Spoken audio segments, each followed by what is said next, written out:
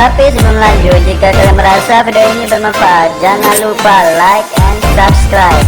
Dan jangan lupa juga nyalain loncengnya agar kalian tidak ketinggalan video-video terbaru. Pada kesempatan yang singkat ini, izinkan saya menyampaikan sebuah wasiat seorang ulama yang bernama Syekh Abdul Aziz bin Baz. Ini seorang ulama kenamaan Timur Tengah, memberikan wasiat kepada kita kaum muslimin dan muslimat dimanapun berada. Wasiatnya adalah untuk tidak meninggalkan 3 buah doa yang kita baca pada saat kita sujud, utamanya di sujud yang terakhir. Ini wasiat dari seorang ulama, meminta kepada kita jangan sampai lupa 3 doa ini dibaca pada saat sujud terakhir. Kalau di semua sujud mungkin terlalu panjang sujud kita, makanya kita milih di sujud terakhir saja. Mengapa di sujud yang kita pilih, tidak di tempat-tempat lain, tidak pada saat berdiri, tidak pada saat ruku, i'tidal, duduk di antara 2 sujud, atau di tahiyat? Mengapa kita pilih di sujud? Atau wasiat ulama ini menyuruh kita membacanya di sujud? Karena sedekat-dekatnya hubungan kita seorang hamba dengan Khaliknya, yaitu Allah, adalah pada saat kita sujud. Aqrabu ma yakunul abdu min rabbih wa huwa sajidun fa aktsirud du'a. Itu hadis diriwayatkan oleh Imam Muslim. Sedekat-dekatnya seorang hamba dengan Tuhannya, yaitu pada saat dia sujud. Fa aktsirud du'a, maka perbanyaklah doa. Jadi pada saat sujud itu kita diminta banyak berdoa. Mengapa? Saat sujud itulah hubungan kita, seorang abid dengan Allah sang ma'bud, itu paling dekat. Tidak ada yang lebih dekat dari itu. Ini kata Nabi sendiri. Jadi kalau kita ingin mendekatkan atau mengakrabkan hubungan kita dengan Allah sang Khalik kita, maka pada saat sujud itulah. Makanya Bapak dan Ibu jangan heran kalau Nabi itu melakukan sujud itu begitu panjang. Begitu panjang. Saking panjangnya hampir menyamai ketika beliau berdiri. Bayangkan itu Pak. Berdiri ketika sholat itu kan sangat panjang. Kalau surah yang dibaca itu panjang. Nabi rukuknya, sujudnya itu mirip dengan berdirinya. Itu luar biasa. Padahal kan kalau kita membaca tasbih yang normal saja itu kan tidak panjang. Subhana rabbiyal azim misalnya 3 kali, tidak panjang. Sama dengan sujud, tidak panjang. Subhana rabbiyal a'la 3 kali, tidak panjang.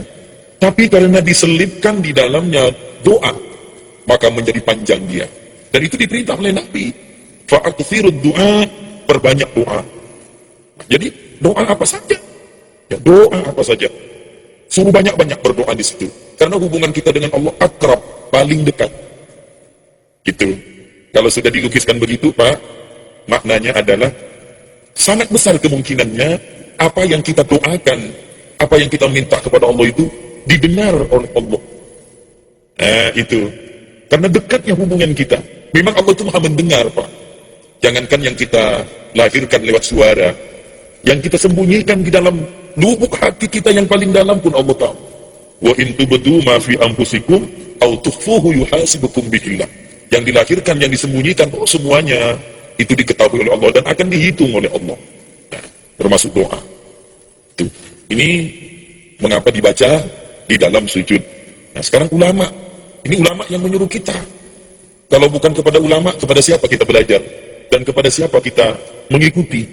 Dan ulama itu adalah pewaris sah Nabi kita. Al-ulama warasatul anbiya. Ulama itu pewarisnya Nabi. Makanya jangan heran kalau kemudian ada ulama dilecehkan, ada ulama direndahkan martabatnya, bahkan dizalimi, diramai-ramai orang melakukan pembelaan.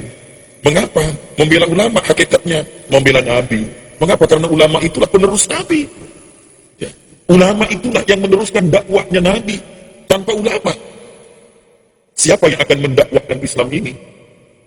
Berkat tangan-tangan ulama lah Islam ini menjadi nyebar kemana-mana.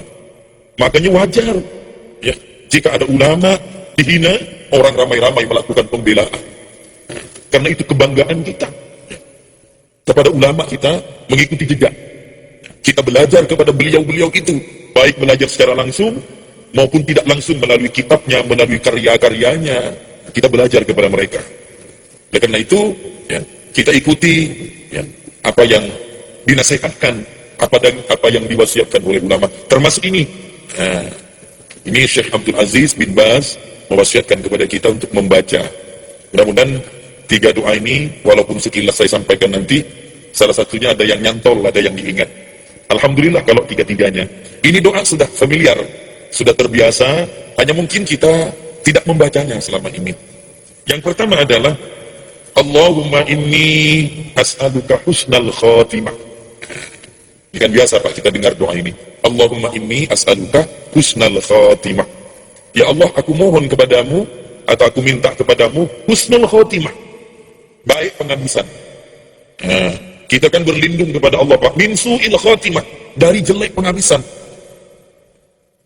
Tidak ada yang kita tambahkan di dunia ini Pak, kecuali di penghujung hayat kita, itu dalam keadaan baik, dalam keadaan husnul khatimah. Itu yang kita minta. Siapa yang menjamin bahwa kita itu husnul khatimah? Tidak ada. Ya, ulama sekalipun, abid sekalipun, tidak ada yang menjamin yang bersangkutan husnul khotimah, tidak ada. Makanya kita minta kepada Allah.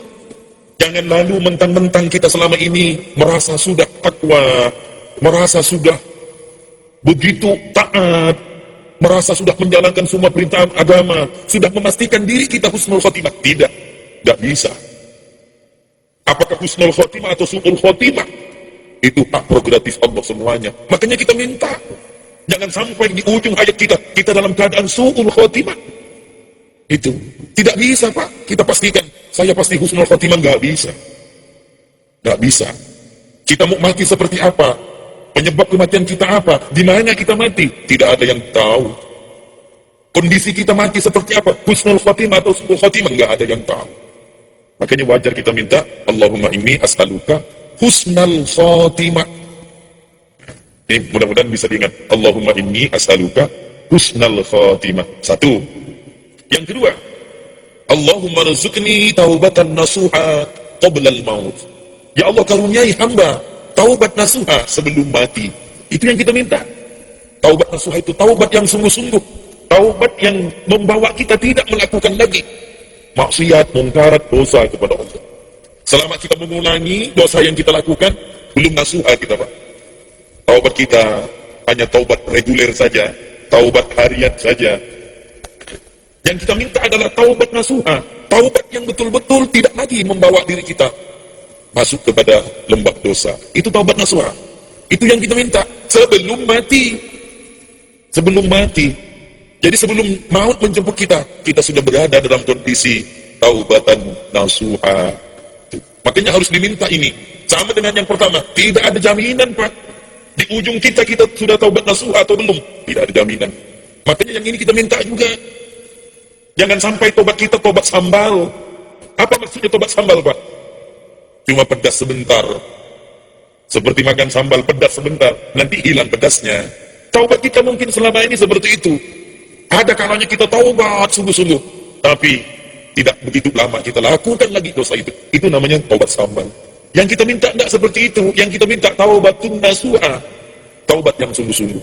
Ini mesti kita minta, di samping ada upaya untuk itu. Yang terakhir, Allahumma ya muqallibal qulub, tsabbit qalbi ala dinik. Ya Allah, wahai yang membolak-balikkan hati, kuatkan hatiku ala dinik, atas agamamu. Jadi kita minta ditetapkan hati kita dalam agama Allah, yaitu agama Islam, sebelum kita mati. Sebab tidak ada yang bisa menggaransi apakah kita mati muslim atau kafir. Tidak ada Pak. Makanya Allah mewanti-wanti kita, wala tamutunna illa wa antum muslimun. Jangan engkau mati kecuali kamu dalam keadaan muslim. Ini kan peringatan Allah. Artinya apa? Begitu banyak orang yang ketika sehat, ketika hidup dalam keadaan muslim, tapi begitu ajal menjelang, berubah hatinya, berbalik hatinya, menjadi ingkar kepada Allah. Kata Nabi, ya, nanti akan ada satu masa ketika pagi orang muslim Islam, sore sudah kafir. Ketika sore muslim, pagi dia kafir. Begitu fluktuatif, begitu mudah berubah, karena hati ini memang mudah berubah. Makanya kita minta, ya muqallibal qulub, wahai yang membolak-balikkan hati, sabbit qalbi, tetapkan, kuatkan hatiku ala dini, atas agamamu. Ini yang kita minta.